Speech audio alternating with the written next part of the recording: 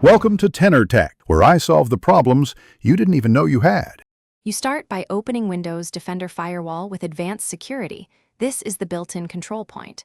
Once the console opens, focus on outbound rules, because blocking outgoing traffic is the reliable way to stop an app. Make sure you have administrator rights, otherwise changes won't apply. If you prefer a quicker path, press Windows key, type WF, MSC, and press Enter. Now that you're in the advanced console, keep the main window visible. You'll create a new rule next to target the specific app executable. Now create the outbound rule that enforces the block. Right-click Outbound Rules and choose New Rule, pick Program and browse to the exact exe file. This targets only the app's process. Once selected, choose Block the connection so Windows stops all outbound traffic for that executable.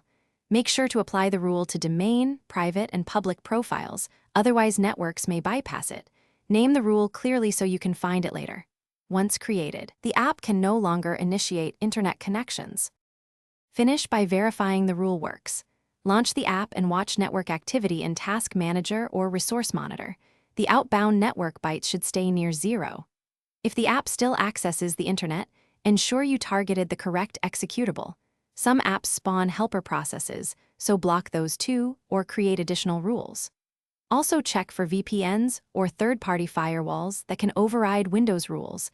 Temporarily disable them for testing, then restore protection.